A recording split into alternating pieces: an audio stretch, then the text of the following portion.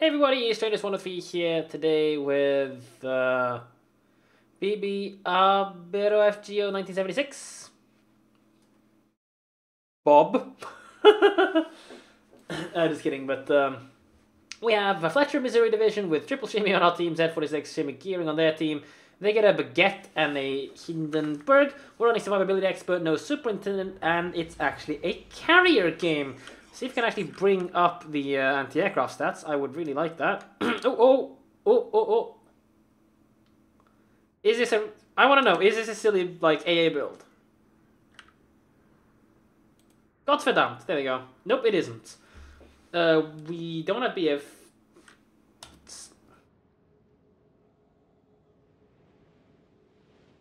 We basically have nothing in anti-air. Which is pretty normal. One thing I actually do suggest is, if you don't really want long firing range, use the stock fire control system, because 12.9 is a lot. Like, you don't really find yourself being that useful at, like, 13-kilometer range with Fletcher guns, you know, unless you merrily go blink away. So, you know, just a little note to keep in mind. Also looks like we're not running a full torpedo reload spec either. I mean, with a Fletcher, it's actually worthwhile, because it does get really, really good torpedo reload speed. Looks like our shimmies are doing normal, useless shimmy-kazi kind of stuff. I mean, this map's like getting yourself locked down in sea is kind of pointless. It's just honestly poor map design, to be completely honest. So, you know, hey. Anyways, our torpedoes are almost loaded. Normally, I would suggest immediately launching, like, to cover this kind of an area, because that's where the enemy team usually go. You know, if you see where we're going, of course, there is obviously the chance that the enemy's Akurio is going to spot them, but, like, our midway fighters are here already, and we still don't see anything. Entering like this is always a big risk, because they have it Z46, which, if he does get the chance to catch us, I mean, it's not going to be a big deal. But remember, these shimmy torpedoes are going to be loaded in 20 seconds at best, and we're now basically caught in a broadside position, forced broadside position as well. But he's not coming in this way, and he's, I'm guessing he was spotted temporarily by the plane, because he does have concealment expertise, otherwise we would have detected that right now. We do outcamera the shimmy by 100 meters, it's not a big deal. Looks like our carrier, just taking camera control, has gone for the fighter engagement, about to get himself straight to the face of the earth, but he killed his own squad, so, you know, hey. And looks like two shimmies on the other side of the map are being rather useless, and we've got this guy on our side, so it doesn't seem too bad. And it looks like we've got two enemy shimmies on our side as well, and someone's inside Charlie, so they actually get Charlie capped for free, which is a little bit unfortunate. Regardless, we're finally deciding to launch our torpedoes, covering the kind of area around the enemy's side of the island that the shimmies were both heading towards. I'd be really careful about the way we're moving over here, because, I mean, they know we're in the cap, and, you know, normally you just full dump this corner, and you might, you know, you have long range shot, you can catch people crossing from the other side over there as well, or you full dump there and catch people pushing to the west. So just a little something to go, to keep aware of, you know. Anyways, let's have a quick look at the friendly aircraft carrier. Looks like we've got a massive effective fighter power advantage, because the enemy basically killed his own shit. And took 3 of our carrier's planes away, but that's not really a big deal. 2-2 midway, so you can easily go in and kill something right now. Maybe our torpedoes hit something, maybe they don't. I doubt they're going to hit anything, but you know, you never know. We might get lucky. And most importantly, we know that the enemy Z46 is over there. I'm guessing this shim... Actually, no, this shim will be just fine, because it looks like the enemy carriers are complete clueless. I shouldn't have said something. 9,871 damage with torpedoes under 19,000 something. I forgot the exact number. I don't actually know the Fletcher's number. But turn-K damage means that it was a bow hit, which means that he's... Or it could be an acid as well, but it's basically saturated out an area of his ship now. Looks like the Allied aircraft carrier is going for a strike against the enemy Montana, which means that these Hakuryu fighters should not be anywhere near us. I said these Hakuryu, there we go. No, I said these Hakuryu fighters should be farming planes on the retreat path. Thankfully, at this point, he doesn't. So it's actually really good for us that the enemy aircraft carrier is absolutely horrible. Now, I'd say we're heading to the opposite side of the map now, which means our Missouri guy is a little bit away, far to support us, but we know that the enemy aircraft carrier has tried to attack this guy, and he got shredded by, looks like, the Baguette division. And there you go, we're now spotted, and we're spotted by the Z46 as well. We need to immediately open fire on him, because we have no way to conceal here, because this is on top of us, and that's exactly what we do. Engaging Z with main guns. If we're lucky, we can force Z to swing around. There's no reason whatsoever not to just pressure on them, because we're going to be able to get around the corner. We're aiming way too high over him, so these shells aren't finding any. There you go, finally a target. We do actually get the cap, thankfully. He is unable to reset us. If he had been able to reset us, that would have been rather unfortunate, but there's a very good chance that the Z-46 now knows, well, with the Hydro and the planes, knows that, you know, there's torpedoes, and therefore the Montana's not going to take them. Seems the enemy aircraft carrier might actually be airfielding. If we get a spot of luck, he might go down. We're in a bit of an interesting position here, because remember, we cannot shoot all our guns on the Z-46 without islanding ourselves, and that'd be rather horrible. Zed wants to smoke up. We need to be aware, because this plane is close, not on, but close to being able to spot us. But of course not now, and our spotting from air is like 5.5. Let me go check. 5.8. So, you know, we have a little bit of leeway to work with. But we do need to be careful. The Z-46 definitely had torpedo angle against us. We could be getting a little bit greedy here of staying almost completely broadside. We're turning in now, so that's fine. And there you go. The Zed's torpedoes are coming in. They're kind of aimed rather obviously this direction. Looks like we're going to dispense some counter skill. Fletcher torpedoes reload fast enough. And I think we actually do have a very heavy torpedo reload spec. And that's likely our... Missouri that has just radared, which is a bit unfortunate, because he's probably just gonna run away right now and just evade all of our torpedoes, but kind of sucks if we don't get a reset on him, so he actually gets B, which means at some point we're gonna have to go back and deal with that cap as well. Although we know that his smoke screen's about to expire and that we can't, you know, he can't really do anything, but our Missouri is probably down on the radar. Our Missouri is also pushing to the inferior side of the map. We need to remember that. Because, you know, the Missouri being on this side of the map isn't really that good, because Hindenburg 50mm pen, pens his deck, although it doesn't do much damage. Henri is a really difficult ship for US guns to hit. You kind of need Yamatos and the Bismarck to be able to hit that, but the Bismarck's not going to do much. That is the enemy Montana opening fire, so stop and drop, because we are getting spotted here. Definitely. Going back to player cam now, and 3, 2, 1, pling! Oh, nope! Smoke just covers us before we skid in range, and the Montana is building a little bit more distance. We could have reacted to that a little bit faster, in all fairness. Hopefully Z-46 doesn't send some more torpedoes our direction. Chances are this Montana is going to try to extract down this gap, so I would just fully dump everything down this gap. Good drop there. If the Montana continues shooting, we will immediately re-spot him. But we're kind of in an interesting situation here. If the Z does have Hydro and decides to go and come and Anschluss our smoke, we could be in trouble. And it seems like... we decided to run away without a allied aircraft carrier on the team. That definitely... Oh dear, looks like there's a plane here. But the enemy carrier isn't paying attention, so if we leave our anti-aircraft off, there's a good chance he's going to fly away. He'll spot the torpedoes, but so what? Enemy carrier is horrible, he's not paying any attention whatsoever, which is kind of a spot of luck for us. But there you go, we are now... Z-46 Anschlussed. So that's a bit unfortunate, because our Missouri Blue is radar spotting him earlier, and, I mean, being Anschlussed is kind of bad. Let's see. That's from the other side. Yep, there you go. And there you go. Z-46 is now spotted. We do actually pick up a torpedo on the Monty, and it's even an asset for, or basically full damage. This is a bit troublesome here. If we open fire, the Kerfuffle will perma-spot us. I would not have opened fire there. If I was going to open fire, I would have opened the fire the moment we spotted him, because we're going to bleed damage at this now, instead of letting him get around the island and us going invisible without a smoke screen. I would have held my fire and ignored him, and stayed as broadside as possible to the Grosser Kerfuffle, while getting this guy behind the island as early as possible. But it looks like nobody's really too interested in schussening us, which is kind of nice. Oh dear, those were kind of obvious, and that's also why, thankfully the Z really screwed it up. Or rather, the Z took the risk that we're going to try to extract in this direction, even though the correct move is to extract in this direction to use the islands. Just a little note to keep in mind. We also have Last Stand, a skill I personally don't use. We just, there you go back to player camp again.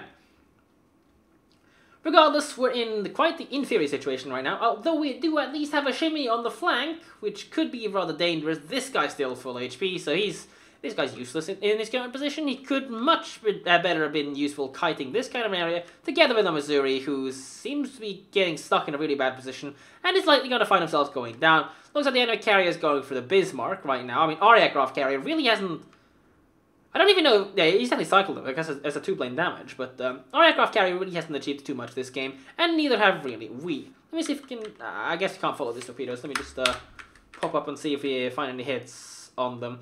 The torpedoes are about to reach right now, and it looks like we might get one. Yep, we do get one on his 4 and the belt, so that's I'm pretty sure that's a belt tank, so we don't have to get full damage out of that. Alabama coming in down mid.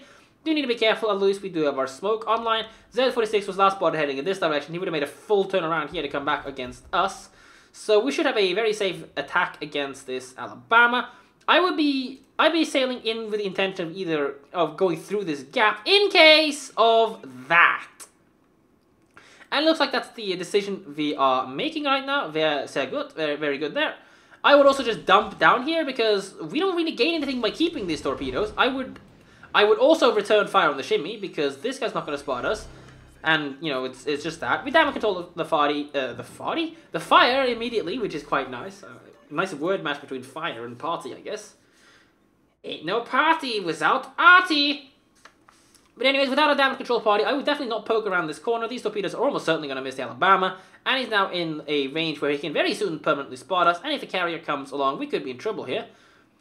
Although it doesn't really look like the Alabama is pointing our way. Looks like we're going to poke with smoke. Very risky, especially considering nobody here is in a position to spot that. Unless the guy shoots, the shimmy's never going to spot him. Our remaining Hindenburg is now flat on the border. So he's buggered. I would actually turn my AA on, because we don't really lose anything. I mean, we might get lucky enough to pick up some additional planes, but right now we're not really achieving anything, and smoking there, in all fairness, was a bit of a waste. We didn't even extend it into the cap, so we can't even lock down the points income. If we're in a situation like this, we're down on ships, we're down on players, although one of the enemy Missouri's just went down, but like this guy's probably screwed. If this guy gets plane spotted, or inserted by Henri, you know, if nobody is in a position to debaguette the shimmer's ass, this Henri travels in this direction, he's actually going to cut the shimmy off. Now, we're actually achieving nothing right now, and there's a good chance the enemy carrier is likely to strike at us or our area of operations now very soon. We still could potentially have the shimmy around, but it's time to get out of the smoke screen because the Allied Yamato was passing through this area, which means if the enemy shimmy was paying attention, he could be launching some fish into the water. I would immediately engine the head flank, get myself behind this island, because these planes are definitely flying over us. But in a situation like this, we're actually rather safe, so we can just stop and drop inside here. There you go, anti-aircraft turned on. Allied aircraft carrier kind of paying attention. But yeah, we're in a safe position now, and the Alabama just got a good chunk of health deleted. We actually pick up a plane with our defensive AA up, but as we know, our anti-aircraft is absolutely horrible. We don't have any real anti-aircraft spec whatsoever. We might have manual AA, I don't know, but let's see what happens with these planes. We've clicked on them, it looks like. It looks like we're swapping click onto the torpedo bombers, and we are actually coming under attack, but this is never going to do anything. Good luck with that, mate. Yeah, that's not going to do anything, mate. You dropped it straight onto us, so we don't even need to dodge that. And it looks like we could actually have manual AA, because we did pick up some, not many, but some planes. Oh, rip, we got clipped. One more bomber, wait, never mind. If the enemy carrier drops, it could drop now. We could be taking additional damage. Thankfully he misses. It was an auto drop, so thankfully he misses. Excuse me. And now turn the anti-aircraft off because the planes are going away. Defensive's off. There you go. AA is off. Everything's off. Time to reconceal.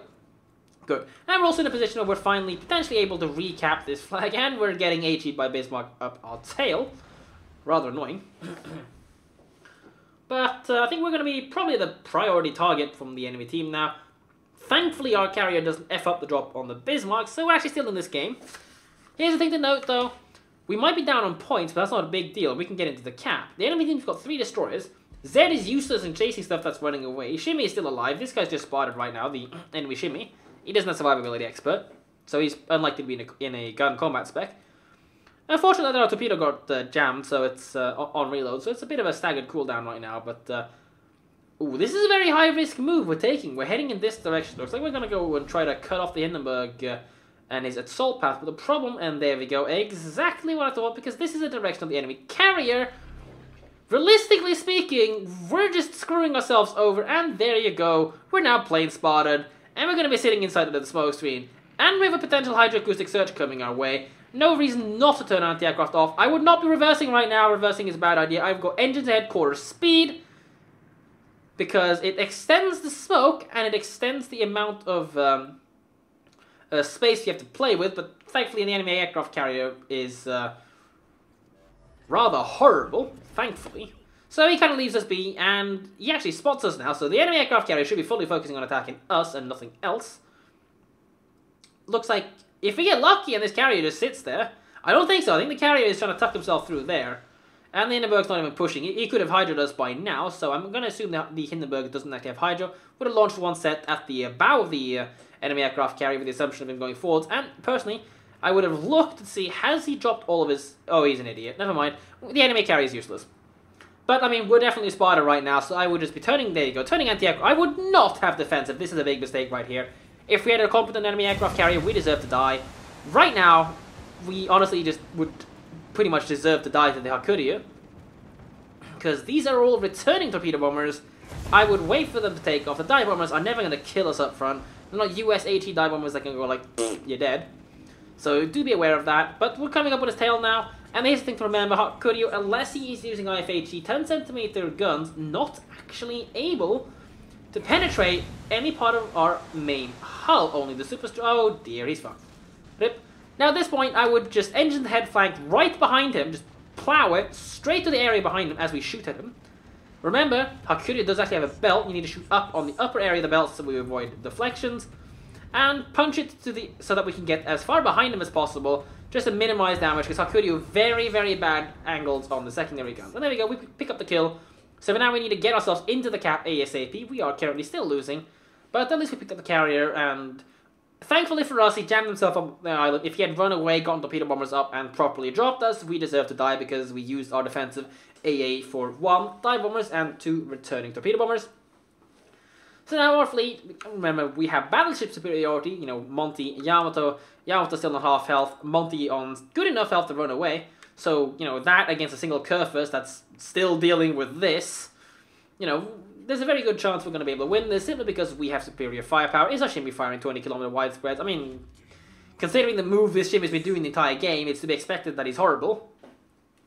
But at least with the enemy aircraft carrier eliminated, we're not going to be under pressure by that. And I'm guessing that we might actually have manual anti-aircraft, because otherwise we really wouldn't be killing planes as even remotely decently as this. Because it's still, you know, with defensive up, it's still pushing like 520 DPS with our dual purpose, which is actually pretty solid.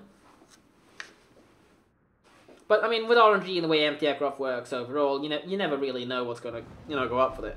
But regardless, ooh, that's actually bad. We just lost a Bismarck, which means we need to pick up a kill. Because right now, we will not take the 1,000 points before the enemy team takes the 1,000 points. And we have no real ability to get into A, which is part of the problem. So either this Henri needs to die or the Curfus needs to die, but it's unlikely the Shim is going to kill any of them if these guys have half a brain. However, the Henri now probably have, just seen torpedoes pass. He's disengaging because he knows there's a Yamato here and he doesn't want to be going this direction with this guy on his side. That could be rather nasty. But something needs to happen, and something needs to happen rather rickety, so we need to push in as well. It's kind of the last-ditch effort now. The enemy team consists of a Z-46, which is still alive, and a Geary, so we do need to be aware of the fact that we can easily find ourselves getting outgunned. And our aircraft carrier is not using these fighters to permanently sit on the deck of the enemy destroyers. He's kind of AFKing them. Oh, never mind. Oh, never mind. My bad. Our aircraft carrier died. So he made the mistake. It looks like the Allied carrier made the mistake of not ordering the planes to escort the Yamato. They seem to just be circling around this point here on the map, which is kind of horrible. However, we get lucky enough that the planes are circling close enough to the gearing to keep them spotted. And here's the thing. The enemy already died to the Yamato, the guy that he was specifically trying to avoid dying to. Now, the guy died 3 minutes ago. I didn't even catch that. You can tell I'm being sloppy. But at this point, they need 60 points, we still need over 120, so they're going to take to the 1,000 point mark before us, so we need to push that gearing. And there we go, gearing incoming. Immediately, guns engage, 36 seconds until torpedoes come online, and whatever you do, do not shoot HE at his main belt. It's 21mm of armor, unless we have IFHE. We are not penetrating that. Do not shoot this area, do not shoot this area, shoot him somewhere else. There we go, aiming for his bow, he's slowing down. I'm guessing we just didn't properly realize that. Shooting a little bit more damage. Shimmy now gets spotted, Montana opened fire. We are down quite a lot of module on fire as well. Taking damage from this enemy Shimikaze. Montana pretty much needs to come and save our asses right now. Having bled one of our smoke screens, we are not in a position to go conceal. Taking engine damage now as well. Monty comes in, deletes the Shimmy. Very, very good spot of luck for us. Gearing not in a position to effectively engage us. Very, very good luck for us there. Now we're ahead. We just need to ensure that we survive this battle. No need to poke the gearing. He can easily kill us over the course of a few seconds. And he's got 40 seconds to do so for us. I would not be torpedoing right now. In the event that the gearing does Never mind, somebody dies in the gearing, pushes, I guess, a little bit of intuition. Shimmy picks up the Garossa Kerfoot, as we could potentially pick up the gearing at the end. I do not give up, close call, win last second. Well, at the end of the day, the enemy battleships kind of threw it away. This Shimmy actually managed to achieve something much to, I guess, everyone's surprise, but, you know, let's be fair, he survived. And a Shimmy inside a cap isn't really of the world's most useful things either. So, you know, Shimmy's trying to go for damage isn't really much of a surprise, but seeing him widespread mean what seemed to be 20k torpedoes isn't really confidence boosting now, is it? Regardless, let's see, can we get the screenshots up? Yes, we can. 81k damage, not really high damage for a Fletcher. 5 torpedo hits, although some of them were saturation hits against... one of them was a saturation hit against a destroyer at the beginning of the game. I would love to know who we actually hit, though. 10 planes shot down, although one misclicked defensive. I would have saved that for a attacking torpedo bomber squadron. We got very lucky that the enemy aircraft carrier was horrible. Otherwise, to be completely fair, we could easily have just been killed there, and this game definitely would have been a defeat. But overall, we kind of did what we could have, although there were some very, very iffy moments, especially one where we smoked up with the carrier coming in towards us and the Hindenburg potentially able to hydro, and we stopped and stayed in our exact position inside of our smoke screen, when the carrier could have just dropped everything onto our side and gotten us. Or, if he failed to get us, he would have forced us into position right in the open with no smoke screen, with a Hindenburg at 6 kilometers bearing, you know, down on us. So that could easily have been the end of us there. And personally, I would not push towards the enemy's side, but I guess in this case, taking the risk did pay off. Personally, I would have gone off and just killed off the stuff behind, simply due to the fact that at that point in the game, we had a battleship advantage. Don't know actually what happened to the carrier, but I guess he kind of just got caught or you know, forgot he had a W button. But we still had a battleship advantage, like Yamato and Montana still being alive. And this guy was reasonably healthy. Not in the world's best position, but he's still reasonably healthy. And on the enemy team, they pretty much had no battleships left. At that point, it was really just the Garossa Kerfoot they had left. The rest of their stuff had kind of actually gone down earlier. So we had a massive firepower and well, we didn't really have a control advantage because they had a Z and a gearing and a Shimmy on top of that. So they had definitely the better control. Plus, they kind of had our Kudios. And we'd gone back, you know, to deal with the pushing force. It could have been a bit of a problem because we would have then lost B. But equally, we would not risk ourselves going down to a enemy aircraft carrier attack. I guess we were just confident enough that, you know, we figured the enemy aircraft carrier wasn't really the greatest. So we kind of got away with that. But, like, I personally wouldn't have taken that chance unless I know for certain how good or bad the enemy carrier is. And at that point, we, based on the viewing experience of our... the camera, for the most part, I spent this replay watching the, well, not watching the player cam, but taking control of it myself, taking a look at stuff that I want to see and commentate on compared to the, you know, the gameplay, because for the most part, we're not shooting, so, you know, at some points, having a see at what we're actually looking at could be useful, but when I did pop in, we didn't really pay too much mind to the enemy aircraft carrier, so I would just say that's something. If you want to push an aircraft carrier, you need to know that either you have such good anti-aircraft, but that's our Kudio, your defense is going to go off, and you'll have 2 attacks on you before your defense comes up again, and 2 chances to kill you, basically. If you make a mistake on your dodging, he's going to kill you up front. So that's just something to be aware of. But, you know, he did jam himself up against an island, so that's kind of a spot of luck for us. Otherwise, you know, running away our Kudio is still a pain to deal with torpedoes overall, because, you know, they might do 68 knots, and they only have 10-kilometer range, and if he's running away with a plane on top of you, he'll see the torpedoes, and he'll know when you launches them, so, you know, he can take appropriate measures to evade getting a long cylindrical explosive device shoved up his tail. But yeah, top of the scoreboard, kind of to be expected. US destroyers have very good XP modifiers, and let's see, I'm pretty sure we did get some good chunk out of capturing there, plus some damage against destroyers, not too much though overall. We can see detailed report, 32k was a Haku, 10 planes, we'll give it a decent, probably like a couple hundred XP there as well. Looks like the torpedo we hit was on actually the Shimmy, which is kind of nice, because... you know, it kind of just pressures him to stay away, and, you know, less he risks getting shot at by battleships and the, you know, influence of aircraft.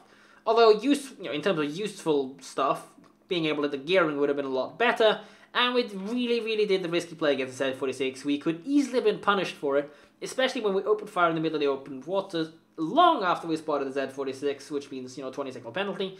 And then we even advanced towards the direction of likely torpedo path instead of covering ourselves, not engaging and getting ourselves despotted through the use of an island. Because, you know, the Z doesn't want to push us with the Missouri behind us. although he might have figured that he's already used his radar and therefore he has a chance to come back in. But he tried to Anschluss our smoke screen. Thankfully we didn't stay around and, you know, get Anschluss, because that would have been kind of nasty.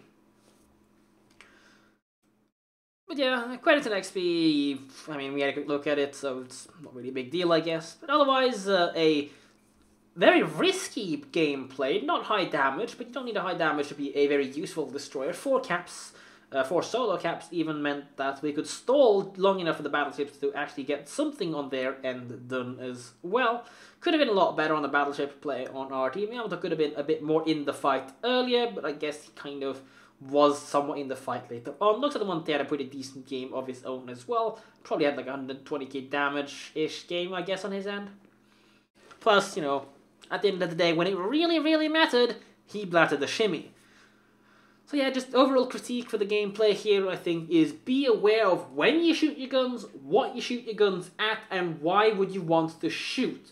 Because, you know, we do have survivability expert, we do have some health to tank with, or at least some health to give it away, but we do need to be careful that if we do shoot at the wrong time, and the enemy team is aiming, we could easily get punished for it, where an enemy ship can go invisible while we're still spotted if we shoot too late, or if we shoot when somebody else can spot us. So before you shoot, don't just think, oh, I can shoot this guy, he's in the open, or, oh, I should shoot him, he's about to go behind the island. Look at it this way. Oh, I can shoot him, he's going to go behind the island. However, there's a Grossa Curfus within 13 kilometers in the open, in the open ocean. If I shoot, I will be spotted for the next 20 seconds. So the Z, I can't shoot him anymore. I can't, you know, shooting in the Grossa Curfus is a waste of ammunition. I don't have a smoke screen, but the Grossa Curfus, the Baguette, and the Hindenburg could potentially shoot me. Therefore, I don't really want to shoot. I just want to get myself concealed ASAP. And if you do want to shoot in that kind of a situation, shoot as early as you can and then stop shooting immediately when you see that there is an opportunity to reconceal yourself. But yeah, I hope you guys enjoyed this replay cast. Pretty nice win in the end with the team pulling through. I mean, Shatter has this tendency to end up in this kind of a comeback simply because a lot of it comes down to killing stuff. And if your team sacrifices way too much health to gain the caps, it just costs your ability to stay alive later on in the game. And you basically become, you know, easy picks when you're low HP. Easy picks die, easy picks give away points. Battleships give up to 100 points per kill, sway, which meant that in the end, being able to regenerate, you know, regen some map control and get some capping control as well, we actually managed to pull through with a bit of a lucky Montana Blat against the shimmy. But yeah, hope you guys enjoyed this, hope you found this useful. If you did, subscribe and like my channel. Follow me on Twitch.tv, there might be some Twitch content coming up over the weekend, although I do have King of the Seas to play, so it probably won't be too much. Otherwise, I'll try to get some, you know, actual video out over the weekend. I have been slacking a bit, so maybe I'll try to do 2 videos tomorrow, who knows, but every time I promise something like this, it means I never ever ever keep up on them, and you never ever get it, so hey, don't take my promises. But yeah, if you want to send me a replay for analysis like this, there will obviously, as usual, be an address in the description below. Have a great weekend, tune into KOTS and watch Omni throw or something, I don't know, who knows. I mean, throw is in a lineup, and hopefully I'll catch you guys tomorrow. Take care.